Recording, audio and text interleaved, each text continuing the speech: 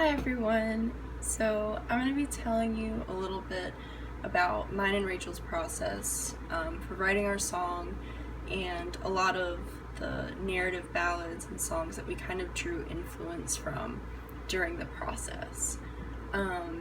So firstly, I think for me at least, the biggest influence, or one of the biggest influences, was America by Simon and Garfunkel. Just because I've noticed that in narrative ballads, there's kind of a strong emphasis on time and place, but moreover, the character's relationship to place. And the effect this kind of has, this emphasis on time and place, the effect it has is kind of to ground the listener, to give them a concrete place to start and to follow from. Because, I mean, narrative ballads are literally and ultimately stories. And so many stories begin by grounding their listeners in time and space so they can kind of more easily follow along with the places that the singer and the storyteller wants to take them.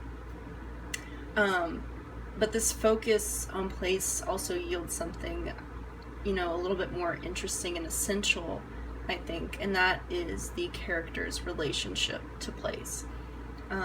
In our song, Denver isn't just Denver, it represents a state of mind, how the woman has left the speaker physically but also emotionally. It's a place that is clearly not the home they used to share, and kind of becomes a definition for what home and comfort is not.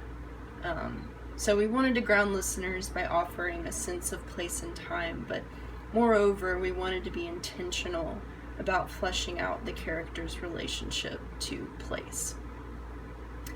And secondly, the second song that we kind of took from a little bit more loosely, maybe not as much as the others, but was Hurricane by Bob Dylan. The stories are obviously very different and we constructed it very differently, but we really liked how character-driven Hurricane was. In our song, it started with a character, with two characters. That's how we started thinking about this. It wasn't with a narrative or a story or a place or anything. It was with these two women, and we wanted to know, what are these women talking about? What are they like? What do they desire, not desire? Where are they going? Who are they? Etc., which kind of bears out in explicit ways when we're having when in the song they're having a conversation on the swings about big things and talking about who they are, who they want to be, where they want to go, etc.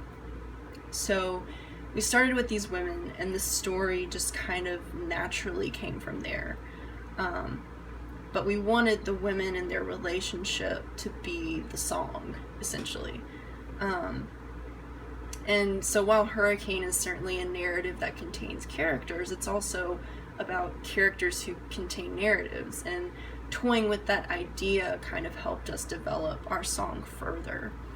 And finally, I think the song that we took the most instruction from was One More Dollar by Jillian Welch. And One More Dollar has the same sort of grounding effect as America by its emphasis on place and time. But what we really took most from this song was its ability to carry a single idea through the whole song, and that's something Rachel is incredibly good at. Taking this kind of small idea and allowing it to become transformed in meaningful ways by incredibly small and minute tweaks to the chorus, so that by the end you have something entirely new and different that takes on a whole new meaning than it originally had. And so the tweaking of that chorus and the idea of the overpass is ultimately what made the song. So with all of that said, I am going to let the incredibly talented Rachel play our song for you guys, and I hope you enjoy it. So thank you guys.